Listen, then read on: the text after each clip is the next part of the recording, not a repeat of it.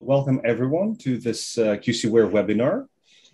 Very happy to be joined here by Jordanis Kerenidis.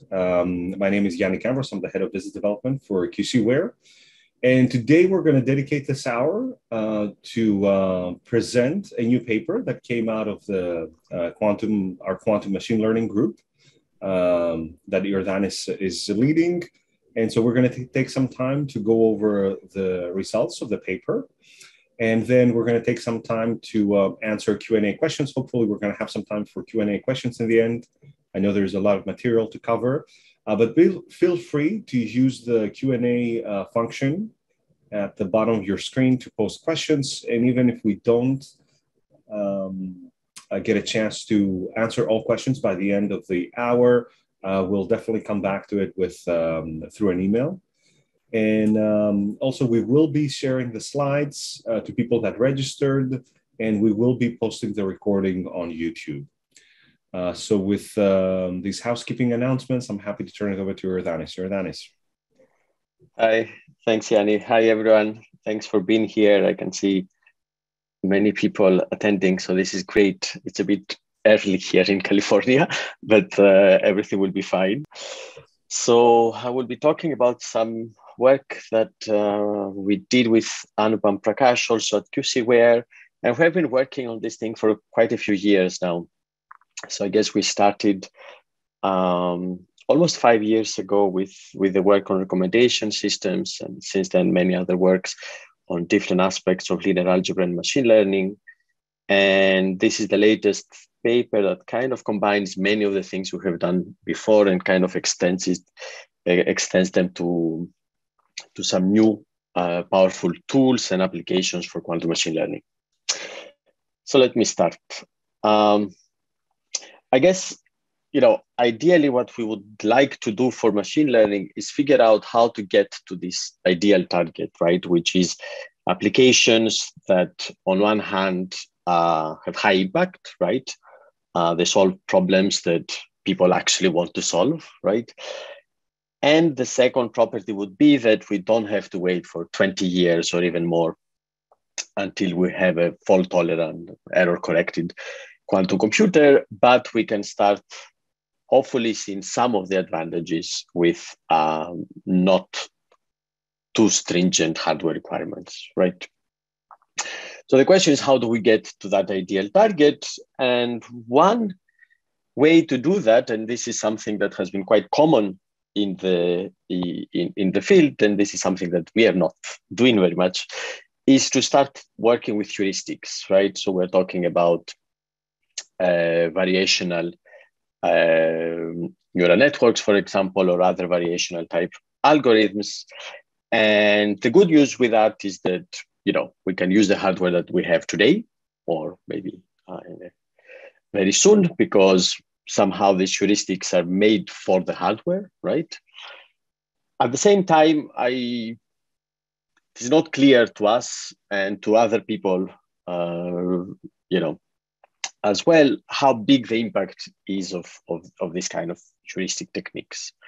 You probably saw a recent paper coming out about quantum machine learning and using this variational techniques that said that maybe this is not the right way of trying to get a quantum advantage. So there is another way, and this is what we have been working on for the last few years, is basically trying to use the fact that quantum computers are good at performing some linear algebraic procedures and use it as a tool to do quantum machine learning. Okay. The good news for that is that we can mathematically prove some results about how good these techniques are going to be by, showing their running time and the performance advantages and stuff like that. At the same time, the hardware requirements for these algorithms are much bigger than the hardware that we have today. Okay. So what we've been trying to do is come up with some sort of more realistic target where the impact should still be high enough, meaning and actually provable, right? Like we would be very happy. We're computer scientists. We want to prove things. So we want to come up with applications where we can actually prove some advantages, and at the same time, figure out how to reduce the resources of this algorithm as much as we can, right? So let's see how we try to do that. So why do we care about this, both practical and based on linear algebra machine learning, right? And I guess the first, the first property, as I said, is that we know that fault-tolerant Bills-gate quantum computers can offer big advantages, right? We have things like phase estimation, Hamiltonian simulation, and all of these things. So we can even have sometimes exponential speedups, right? Or in the case of machine learning, it turns out that what we should be hoping for most of the time is some high-degree polynomial speedup, right? And this is the case for things like recommendation systems and things like that. It is not clear how to get full exponential speedups for use cases that people care about. We can come up with a problem just so that we can prove an exponential speedup, but no one cares about this problem. This is not what we want to do. We want to find exponential speedups for problems that people actually care about, and it's not obvious how to do. And during the talk, we will also present some cases where we think that maybe there is a potential for exponential speedup. Having said that, what really matters in practice is not whether the asymptotic speedup is exponential or very high degree polynomial. What really matters is that whether we will be able to actually see the speedup in practice, right? The other reason why I care a lot about this linear algebra-based machine learning is because there are some extremely interesting theoretical results, right? Starting from singular value estimation and transformation, all this beautiful theory of block encodings, qubitization techniques to perform things like solving linear systems, and also this quantum-inspired algorithms that also provide some very interesting theoretical results.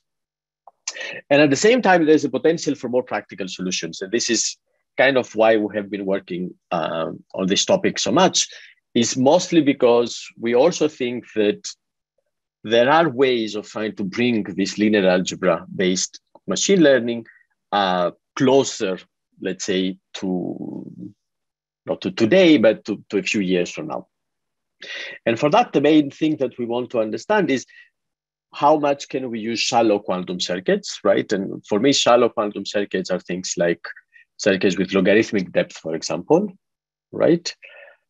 And how can we do things like load classical data into the quantum circuit? How can we do some sort of basic operations that we need in machine learning, like estimating distances, or some other linear algebraic procedures that have to do with the spectra of matrices, or even figure out how to define some neural network layers that are now, we can have some understanding of what they're trying to do, okay? And in this talk, I will just try to explain to you some new set of tools for quantum machine learning and a couple new applications where we can take these tools and apply them and get some interesting results.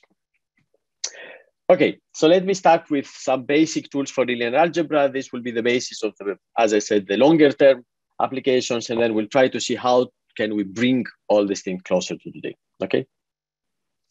So I'm starting with something that didn't come chronologically first, but it's the procedure that we came up with during the recommendation systems paper that is called singular value estimation.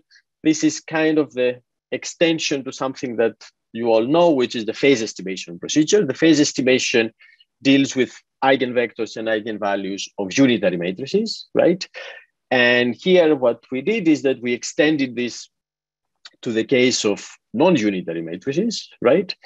And it's kind of simple to understand how to do it. It's not simple to actually do it, but the idea is that if you know how to embed a non-unitary matrix into a unitary, right? And you can apply this unitary, then you can use basically phase estimation in a way that now you can get information about the singular values and the singular vectors of the initial matrix, right? That is not a unitary matrix. And this was,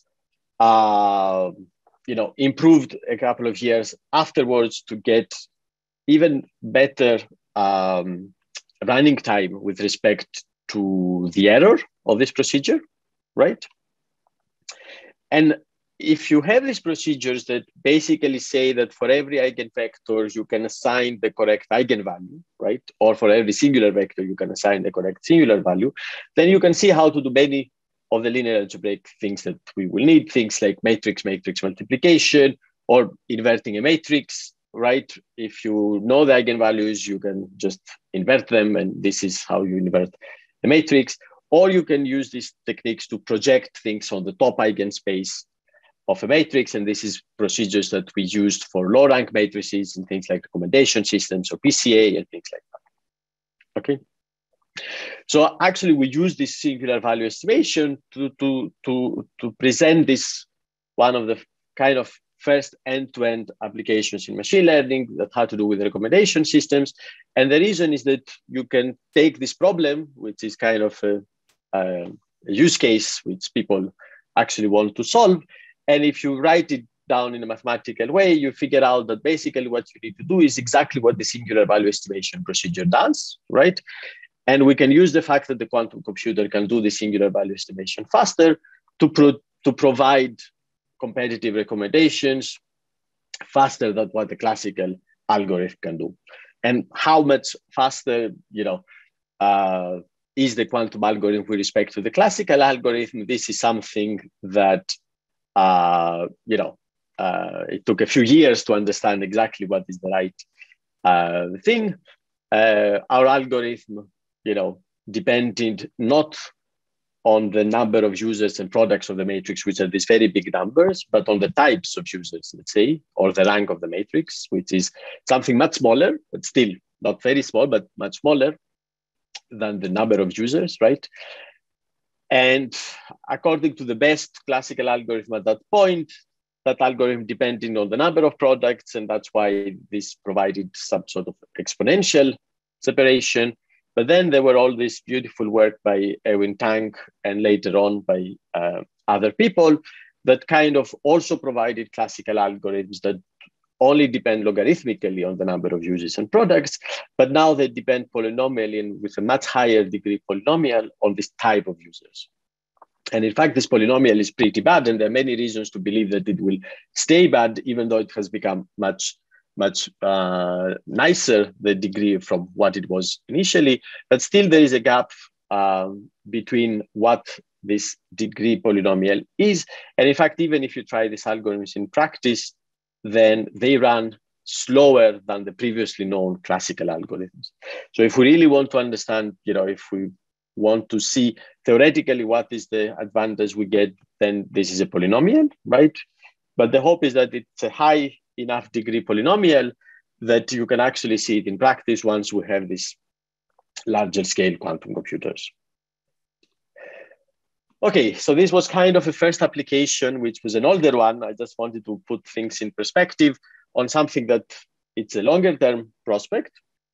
So now, after that, the question was, how can we bring these things more to something more practical that we can start seeing or start applying sooner, at least. So as I said, one of the first things that we had to do is figure out how do we load these matrices or this data into a quantum computer. And this is not an obvious thing, right? And this is not an obvious thing to do because, if you have your classical data, and for now, let's assume that this is real data that you cannot compress or you have already compressed. So this is the real information that you need in order to solve your problem. Then you need to get this information into the quantum computer, right? And this means that you cannot do it with a number of operations that it has, let's say, fewer degrees of freedom or, fewer parameters than the data that you want to apply, right? So one way that we found how to do it that to us seems more risky in some sense is by using many qubits, but using very short quantum circuits, right? Because it might be actually easier to get 127 qubits that you can do 10 operations on each qubit than having, 10 or 20 qubits that you can do hundreds and hundreds of operations, right? So we came up with this idea, which actually, it's a very simple idea to say that one way of loading this classical data into a quantum computer is by using these amplitude encodings and by using a unary amplitude encoding, meaning that we use 1 qubit per feature of the data that we want to load into the quantum computer, and then we can do it in logarithmic step. Okay, so as I said, there is good things and bad things about this. The bad things is that we use many qubits. We use n qubits, where we use n qubits to load this n-dimensional data. Okay. The good news is that you can start doing many interesting operations with this once you load the data like that. And one of the operations that you can do is that you can estimate, distances between data points or inner products between data points quite fast. Meaning that basically at the same time as you need to load these 2 data points, you can start estimating the inner product. You can see the circuit, you're just sandwiching on the left and on the right, the data loaders for 2 data points, X and Y. And what you get at the end on the top of the circuit is an estimator of the inner product of the inner product of the 2 vectors. Okay. Now we try to make sure that these procedures work actually. So last year we did this experiment, which we tried, somehow to find the simplest way of classifying that we could think of. And we took the simplest data set, which is the MNIST handwritten digits.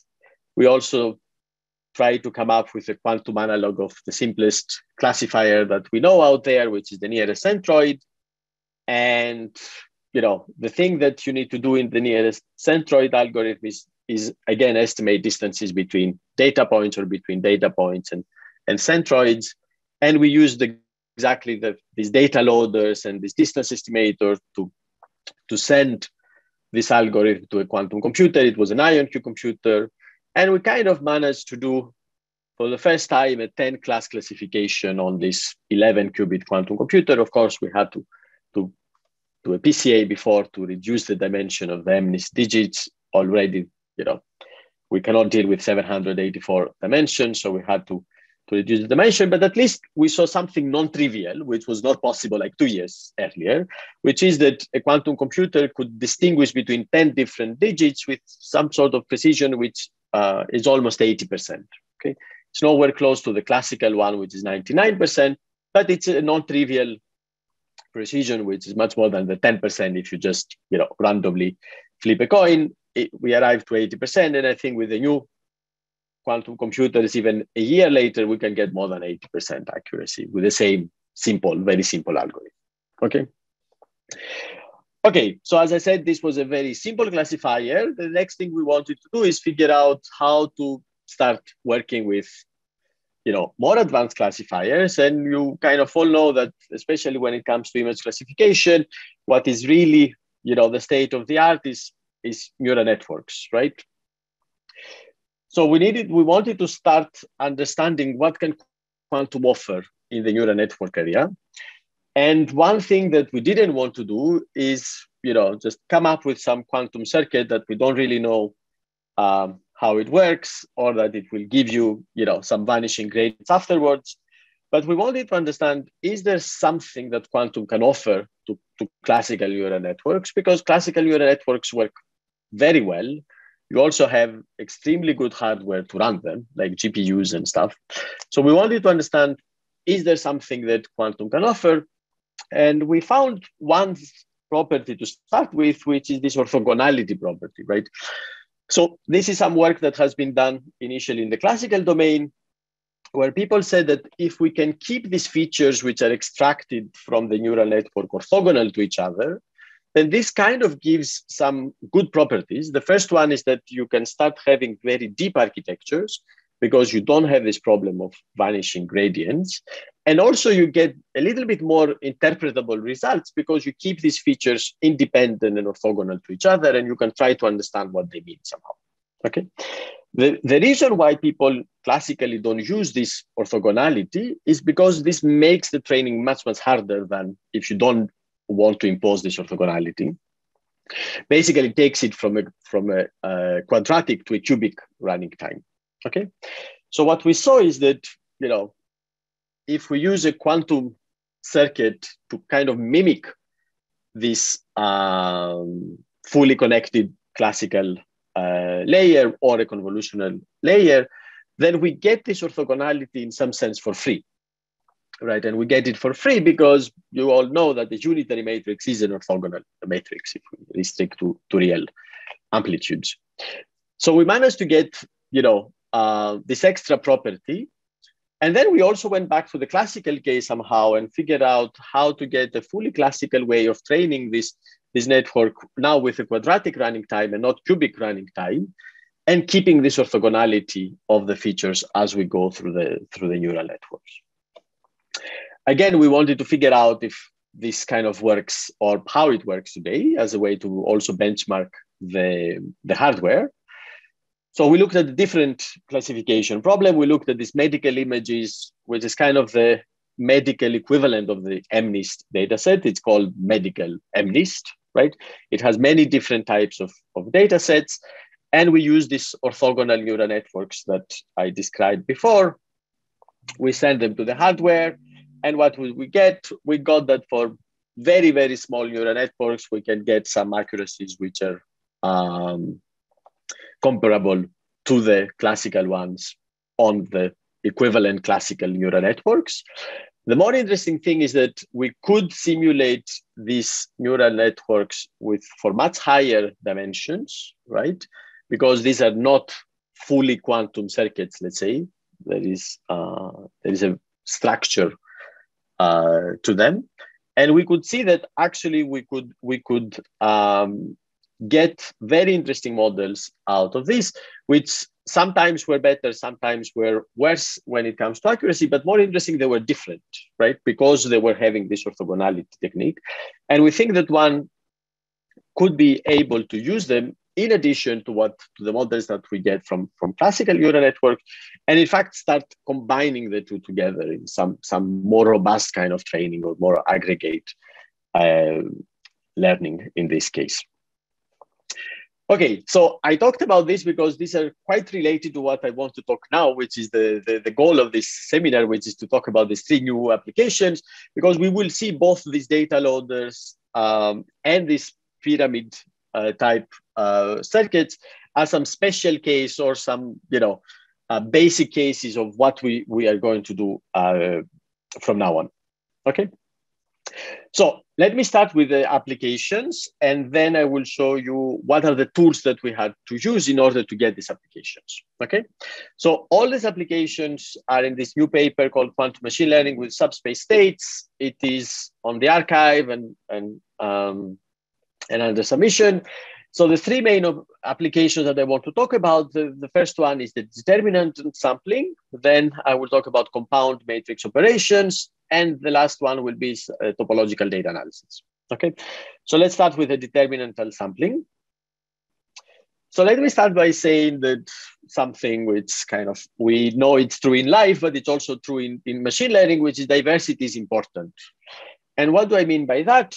I mean, for example, that if a user asks a query about Jaguar, then it is very relevant to provide as results 3 Jaguar cars, right? But actually, it's more interesting for the user to provide as results a more diverse set of results, which will include, obviously, a car Jaguar, but also the animal Jaguar, and also the football team Jaguar, the Jaguars, right? Because this will mean that, even if you have different types of users, because someone might, and most of the users might be looking for a car, but some of them might be looking for the animal, then you will capture all of these different users by providing this diverse set of solutions, okay? So mathematically, if I want to see how this works, then what I would like from my results is to have a big volume between them, right? So if I see the results or my data points, let's say, as points in space, the way to understand the diversity, one of the ways at least to understand the diversity of the results is to look at the volume encapsulated between these different points, right? So if we say that we want to maximize this volume, this means that if you already picked a car, you're not going to pick with very high probability a second car, because even if this is very relevant, they're very similar. So the volume between them is not very big, right? You will go for an animal because this will make your results more diverse. Okay, so what is the mathematical problem of sampling according to these determinants? The determinants are actually the equivalent of the volume. So imagine you have a matrix, let's say, of users and features, right? It could be the customers in a bank, and we'll see how actually this was the case in one of the use cases that we used.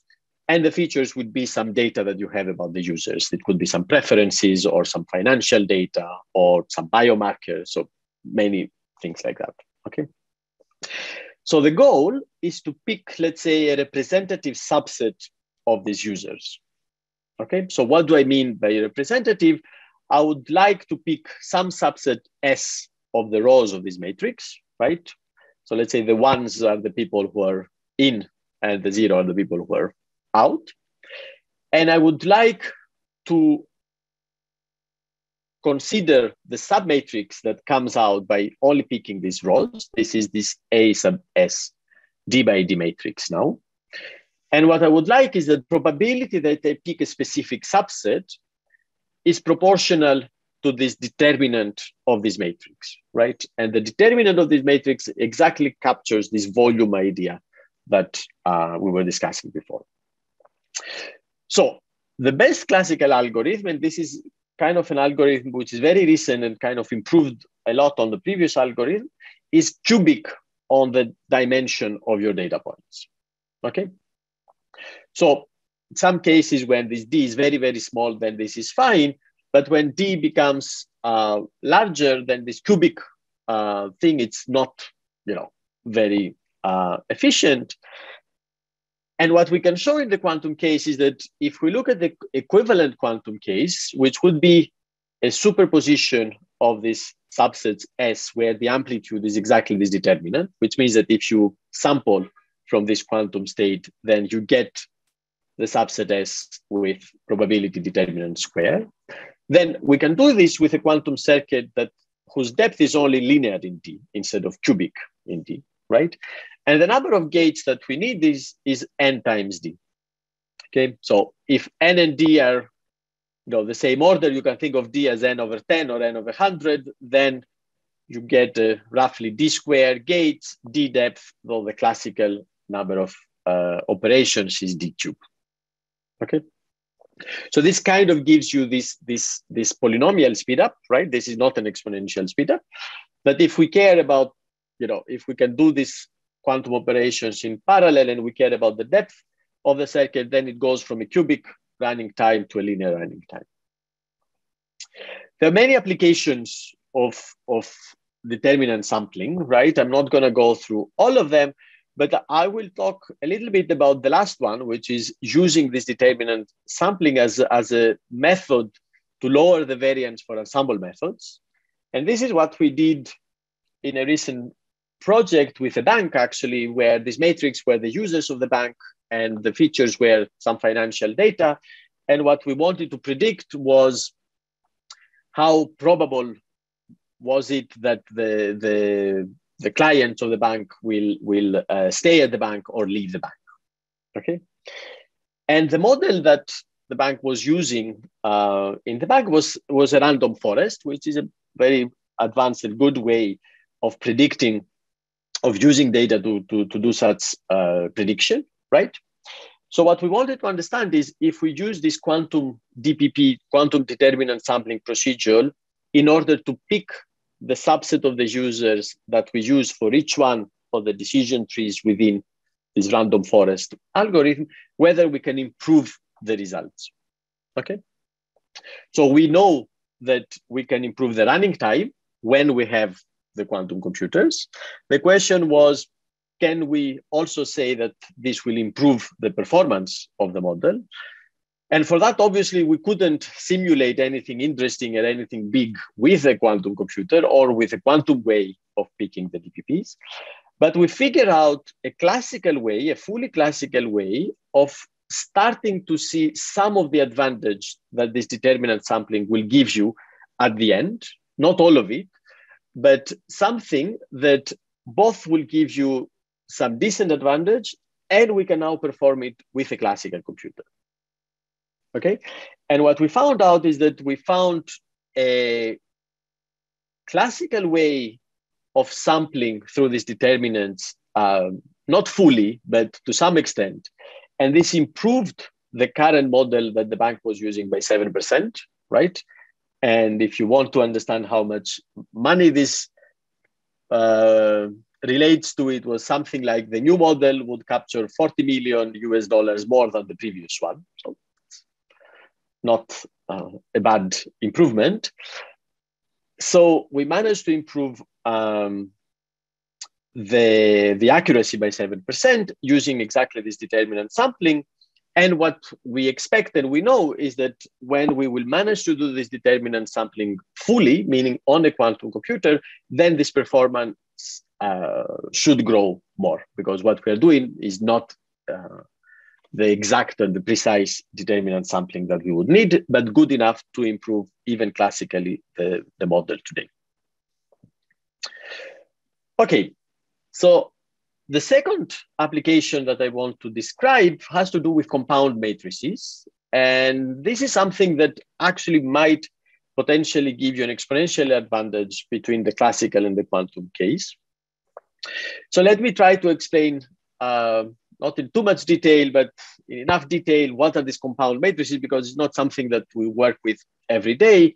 The main reason is that because these matrices have exponential size. Okay, so if I give you a n by n matrix A, then I can define the kth order compound matrix, this A to the k, which is indexed by every k size subset of rows and of columns of the matrix. So you look at the n rows, you pick all possible n choose k subsets, and these are the rows of the new matrix. And you also look at the columns, and you pick, again, all possible n choose k subsets of the columns, and these become your new columns, okay? And what is the element? The elements of this matrix, if you fix a subset of rows and a subset of columns that both have size k, you have this k by k small matrix, that submatrix of the initial matrix, and you compute the determinant of that matrix, and this is what you put in this compound matrix, okay? So, as I said, this is an exponentially large matrix when k is something like n over 2, like n choose n over 2, or anything big enough, or again, the size is something like n to the k, right? And there are also an exponential number of them.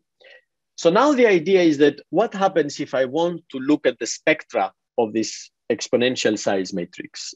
And I will show you why we want to do this for some cases, but somehow it seems that, you know, if you want to do an SVD on these new matrices now, these new compound matrices, then the complexity scales as this n to the k, right? And we said that if you take k as a function of n, then you get this exponential running time to do this SVD on these exponential size matrices. These matrices also do not have low rank, right? Because this is one of the cases where we can dequantize, let's say, these algorithms and give these very high degree polynomial algorithms instead of exponential algorithms. These matrices do not have low rank, right? In fact, the rank of the new matrix also becomes rank to the k as the k increases. So this is one of the reasons why we think maybe we will need very different techniques if we want to find classical algorithms that run in polynomial time, right? And the main result here is that basically a quantum algorithm, there exists a quantum algorithm for doing singular value estimation or singular value transformation for these compound matrices with complexity which is only polynomial in n, okay? And as I said, the singular value estimation and singular value transformation were the things that we used both for the recommendation systems, for solving linear systems, and all of these more complex, let's say, linear algebraic techniques. Now, what we say is that if you have access to this n by n matrix, and this we can do, let's say, with order n qubits now, You also have these exponential size matrices, right? That you can start doing linear algebra and look at the spectra of them, somehow with the same running time as in the quantum case, with the same running time as for the original matrix. Though it's not clear to us, maybe it is, but it's not clear how classically to do this, to understand the spectra, and actually to do the singular value estimation in a polynomial time. Okay, as I said, there are a few ways why we want to start looking at these subspaces, subsets of rows, subsets of columns, and all of these things.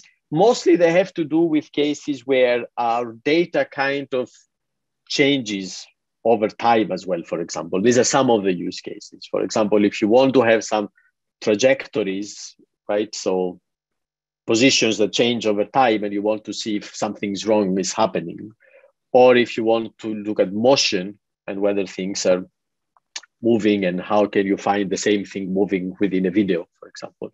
So these are some cases where the subspaces and these compound matrices appear. Okay, let me finish with the last application, and I will go a little bit faster here. So topological data analysis is a way of trying to find out some interesting properties of some data sets.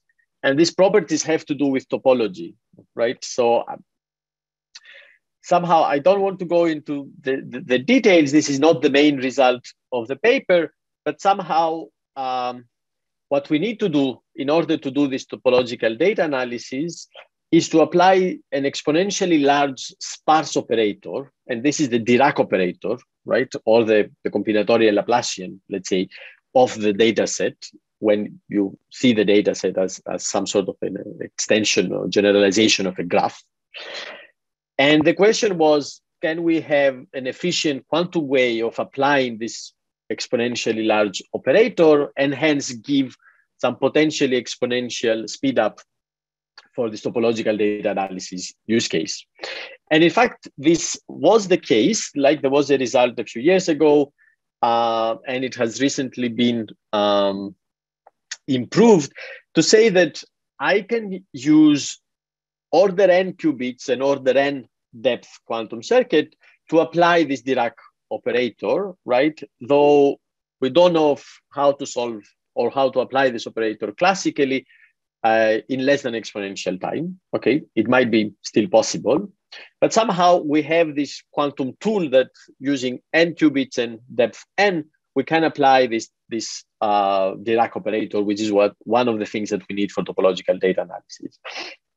And what we show here is that actually the depth that you need for the circuit is not n, but it can actually become log n. So we keep the number of qubits at n, but now we can show how to apply this Dirac operator in a quantum circuit that only has logarithmic depth, right? Which kind of makes it much more, hopefully much more possible to apply sooner, let's say.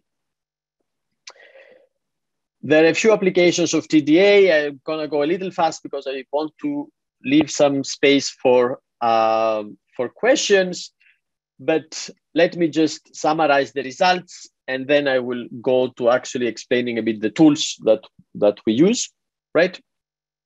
So the three new applications, the first one has to do with sampling according to these determinants, and this gives you this diversity in the data sets, and we can go from the best classical running time, which is cubic, to something that has depth n, a number of gates n square, right?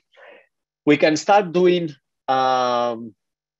operations with the spectra of these compound matrices, which are these exponential size matrices in time, which is polynomial in n for any order k compound matrix.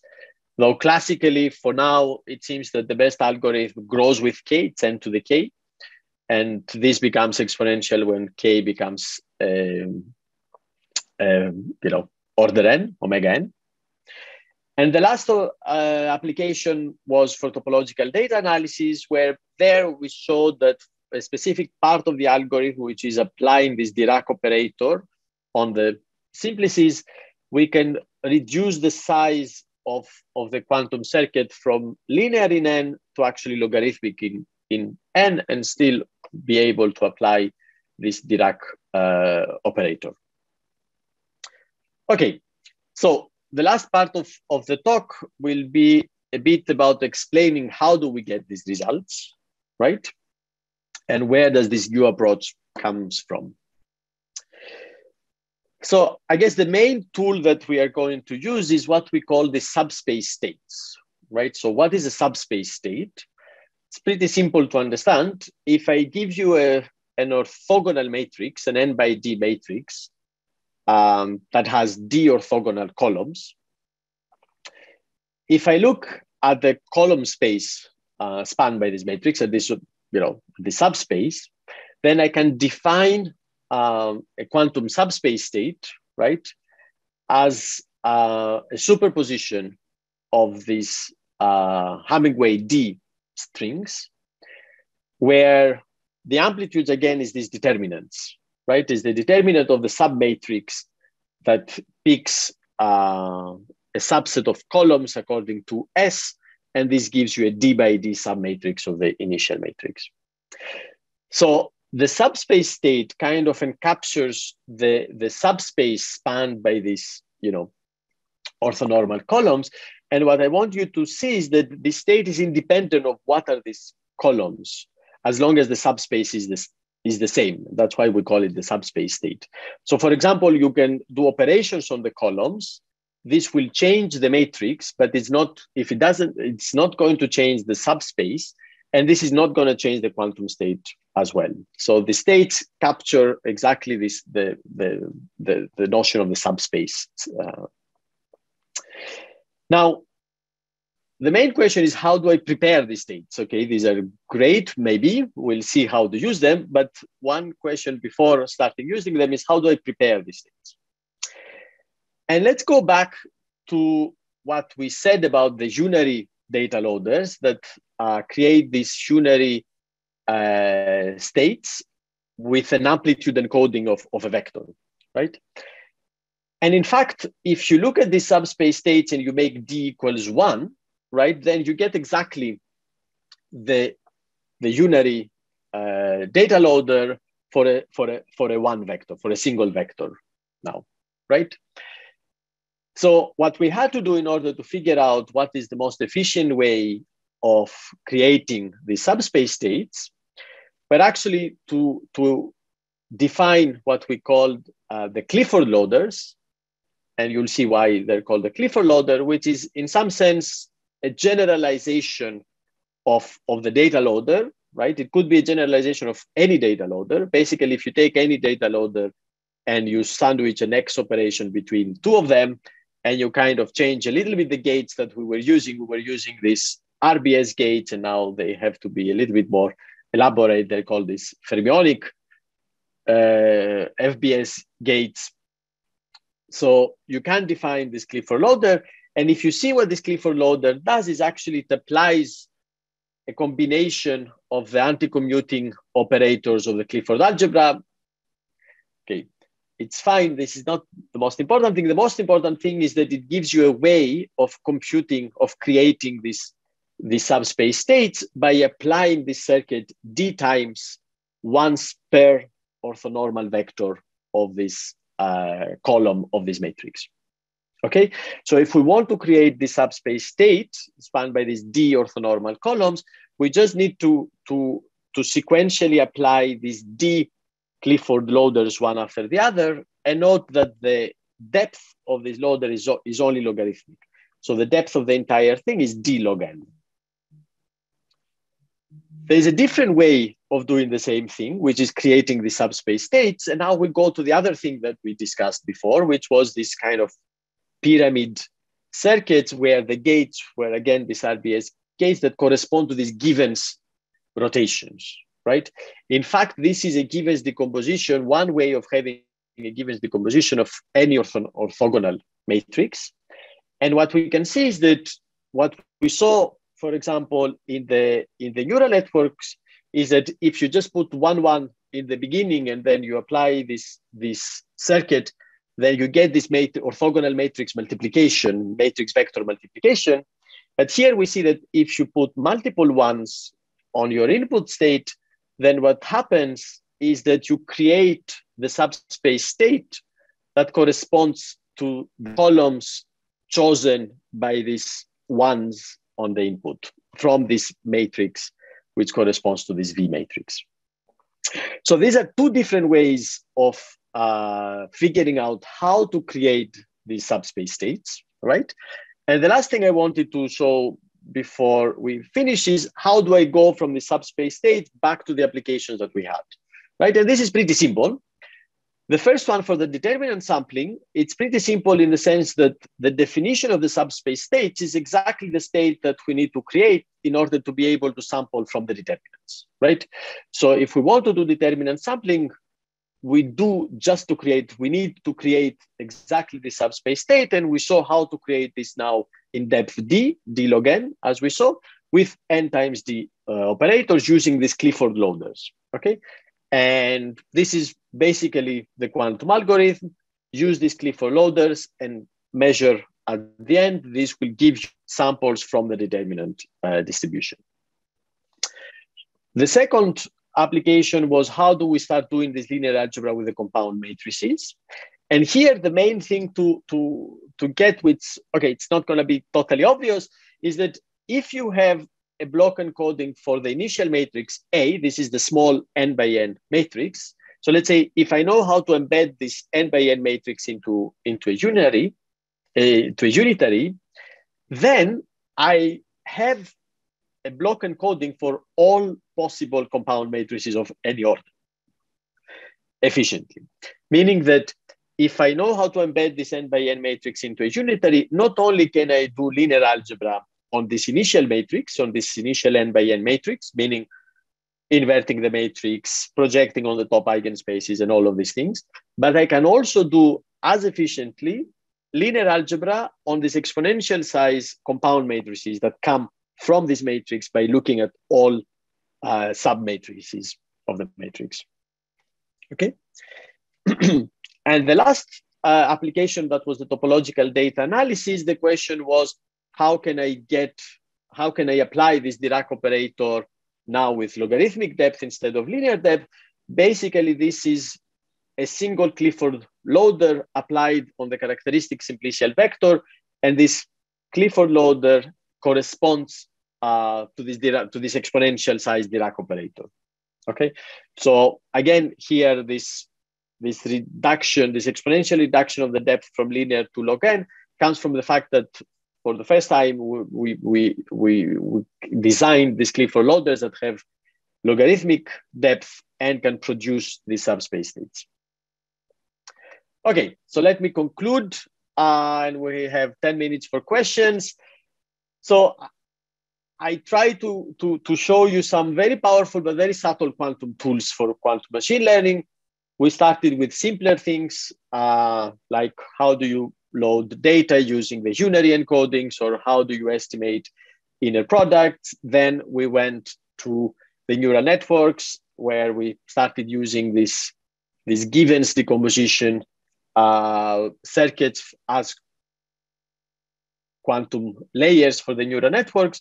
And somehow everything kind of got highly expanded and generalized into these new tools that come from the subspace states and these Clifford loaders that basically have to do, as I said, with the anti-commuting operators on the Clifford algebras and fermions. And we see all these kind of new applications come out from this kind of fermionic operations that we know how to do, okay? I gave you a couple of promising directions, and there are hopefully many more, right? We still don't know exactly what these compound matrices are interesting for example. Also, the topological data analysis is not a solved issue. We showed how to reduce the depth for a part of the algorithm, but there is much more to the algorithm. And I still think that we need to work a lot to say that a quantum computer can do topological data analysis faster. So we need to figure out many more things. And the final remark is that, machine learning and also quantum machine learning is about trying to get practical solutions to real world problems, right? So I think it's extremely interesting and important to theoretically study all these problems, figure out what are the right tools, right?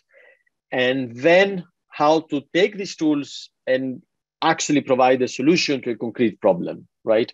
And there are many more research questions that arise when you try to take something that you know it works on paper and figure out what is the most efficient way and what is the optimal way to get most of the performance out of the quantum hardware that you will have to use, okay? It is a formidable challenge. It's not an easy thing to do, but I think it's certainly worth pursuing. And this is what, we've been doing at QCware and will continue to do until we make it work. So thank you very much, everyone. Thanks, Jordanis. So maybe we can go to the Q&A panel. We have maybe 7 minutes. Jordanis, if you can go to the Q&A panel and look through some of the questions and maybe pick one or two to answer. I don't think we're going to have time for a lot more. I don't know if I should start from the bottom or from the top. So let's say, what are the performance parameters of the reference quantum computer qubits error, which were used to generate the results for the quantum computers in this example? For example, the 7% faster, how many qubits? So the 7% improvement in performance happened on a classical computer with a classical algorithm on how to deal with DPPs that we have come up with. And this did not use any quantum computer. All right, let me do one more. Are these algorithms comparable to HHL subroutines? Do they provide any quantum advantage with respect to present state of our algorithm? So HHL is a specific algorithm to do linear systems, right? And I think maybe the remark I want to make is that maybe linear systems is not the right problem to look at when we really want end-to-end applications, and in particular in machine learning.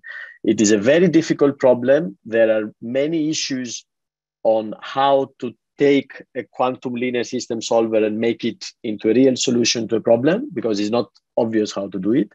So what we are looking at are different machine learning or different linear algebra problems that we think have a better chance of giving you speedups than the linear systems for now. Okay, maybe one more. Do you think that quantum can help to NLP tasks? Can those improvements in neural networks help to NLP? So why not? But it's not something that we work on. I think there are many interesting questions and issues with NLP. And on my side, I don't think it's going to be the first application of machine learning, but it's certainly something worth looking at. Is the TDA algorithm an example of unsupervised machine learning? If yes, then classical unsupervised ML has accuracy challenges in high-dimensional data spaces. So the question, in addition to speed, does the TDA algorithm have any accuracy advantages for unsupervised machine learning? Well, yes, one case where one can use topological data analysis is for unsupervised machine learning tasks. For example, you can use it for clustering, or more interesting, you can use it for anomaly detection, like fraud detection and things like that. And this is a difficult problem. And there is a difficult problem because it's not very easy to do TDA classically. Like, people do not do TDA classically because it's an extremely difficult computational thing to do. And the moment that your dimension increases, as you say, it just is not possible to do it anymore. So it's not so much that, don't see it as I can speed it up, see that maybe we can start using TDA in high dimensional spaces for unsupervised learning using a quantum computer, which is not possible using a classical computer. Okay, for data loading, is the data normalized first? Does that cause loss due to truncation? We do need to normalize the vectors. When you orthogonalize the matrix, then you do have orthogonal and orthonormal vectors, so this is fine. What we have seen is that so far, it is not a big problem, especially when you are training neural networks. It's not a big problem to think that your data have roughly similar norms, for example, by averaging the brightness of the patches of the image and things like that. Things still work. Yeah. Any comments on possible implications to generative models, Boltzmann sampling, just like determinant sampling? Not the same thing. If you want to do generative sampling, generative models, then I guess neural networks or GANs and things like that is the way to go. There have been quite a few quantum works on generative models.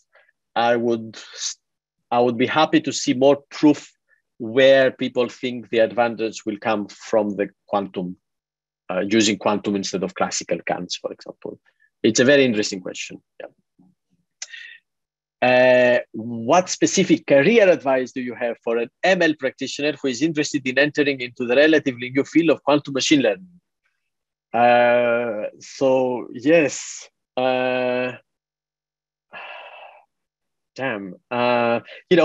would say that maybe the same advice as for a classical machine learning person. Try to weed out all of the noise that exists in the field and get to some interesting stuff. And by no means this is only what comes from our team. That's not what I wanted to say. But there is a lot of stuff out there. Try to talk to experts, to people that know and can guide you to what you should be learning and why quantum could be useful for machine learning.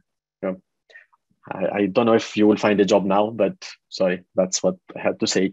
Okay, will you provide links to all the papers that contributed to this presentation, especially LBS-based amplitude encodings? Yes, so let me do the following. Before sharing the slides of the webinar, I will add the slide at the end with the names and the links to the papers. Good suggestion. It's non-ending. Can TDS be thought of as a substitute for distributed computer? Will TDS need distributed? I don't know what is TDS, but I think it's not very related to distributed computing, if I understand correctly. Thanks. Could you please explain how could orthogonality due to inherent quantum property would make model more explainable? So actually, one of it's okay. The short answer is because your features are orthogonal, so there's no overlap between different features. So you can actually see the directions and try to understand what these features means, right? This is also the case classically, right? And it also helps, for example, when you want to do column selection, like feature selection, instead of doing things like PCA that kind of measures everything together. I'm not saying it's going to be interpretable. I'm just saying that you might be able to understand the features more because each one is independent of the other. All right, okay. Let me do. Okay, done. Yeah, it's time. So let's kind of respect people's time. We will get to a few of the other questions offline, and we will look out for our email in the next couple of days with the slides and the link to the YouTube recording. So we'll provide the slides, we'll add the links to the papers in the slides, and we'll provide the YouTube recording as well. Thank you, everybody, for attending. That's fantastic. And, thanks a lot for coming. There were 150 people. That's pretty good for a Zoom. Hopefully, we'll be doing these things in person, as well. But thanks, everyone, for coming. Okay. Thank you very much. Have a great day, great afternoon. Take care. Bye.